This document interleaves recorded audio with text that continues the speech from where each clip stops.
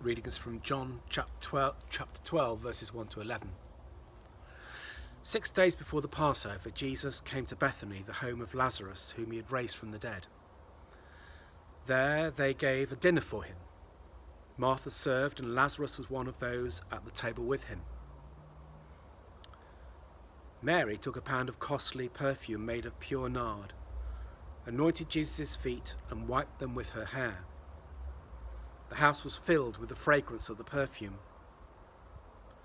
But Judas Iscariot, one of his disciples, the one who was to betray him, said, "Why was the perfume not sold for 300 denarii and the money given to the poor?" He said this not because he cared about the poor, but because he was a thief, and he kept the common purse and used to steal what was put into it. Jesus said, "Leave her alone. She bought it so that she might keep it for the day of my burial. You always have the poor with you, but you do not always have me." When the great crowd of the Jews learned that he was there, they came not only because of Jesus, but also to see Lazarus, whom he had raised from the dead.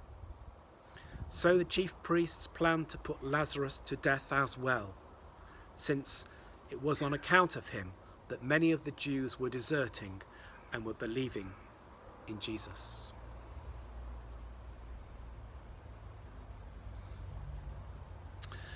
Holy Week and Easter are the most important days in the Christian calendar. So why is it they didn't have more of an impact on our churches? The stories are so familiar, perhaps in a way over-familiar, and they lose their power to shock us and speak to us. In this reading, we have two very contrasting responses to Jesus. Mary anointing with a costly ointment, and the self-serving Judas concerned about the financial value of the offering. But we have a third character, the silent presence of Lazarus, who neither acts nor speaks throughout the scene. The crowds that gathered in Bethany would have wanted to get sight of Lazarus, the man who had died and then been brought back to life. People must have had many questions for him. They'd watched as Lazarus died, they'd perhaps mourned at his tomb, and then they saw him walk out alive. There in front of them was the evidence that Jesus had power over death itself.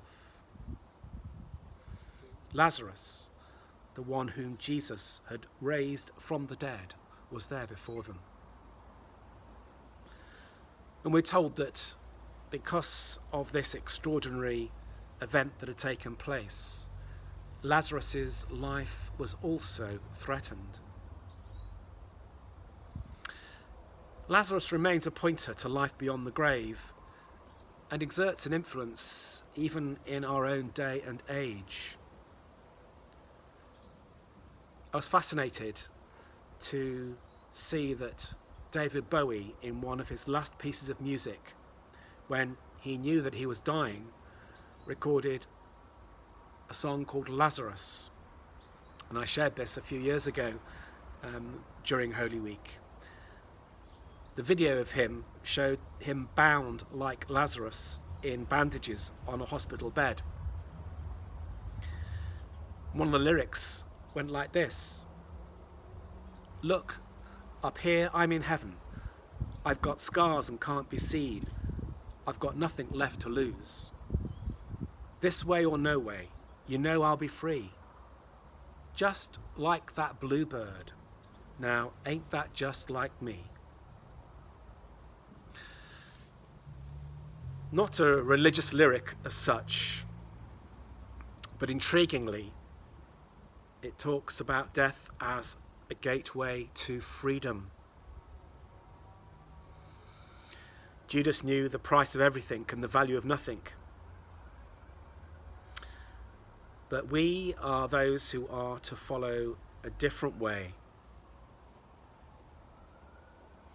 Mary's encounter with Jesus and her action of giving the anointing with the expensive ointment points to a new system of values in which all the material certainties that we so often take for granted are inverted. Nothing is too much for her offering of worship. And so we are invited with her to see the world in a new way. The crisis of this time that we find ourselves in forces us to think and act in new ways. Our lives, perhaps, and the lives of others are on the line in a way that they haven't been before. And the quality of our relating to one another becomes the measure of our lives. Living for the common good becomes more than just an aspiration. It's absolutely essential for our frontline services to survive. Rather than what we can get from the other, a willingness to serve one another becomes the mark of discipleship. Rather than the desire to be the top dog is our love for one another. And so Jesus is honoured when the neighbour is honoured, the stranger, the outsider, the ones tossed around by the rest of society. And as we encounter Jesus afresh, we encounter the meaning of this in a fresh way. The impact of Holy Week is immense in our lives. We are challenged to stop and watch and wait. And as we say all this, there is a real danger of using too many words. This year more than ever, we seek to stand under the cross rather than understand it. We simply seek to walk with Christ in that journey of Holy Week. A few years ago, we ran a Lent course on the theme of pilgrimage, and we used a prayer at the end of one of the sessions. And I wanted to use it again as I finish this meditation today. In the intertwining of my life with yours, brokenness meets remaking. In the intertwining of my life with yours, restlessness meets peace. In the intertwining of my life with yours, bondage meets liberation. In the intertwining of my life with yours, weakness meets strength. In the intertwining of my life with yours, selfishness meets servanthood.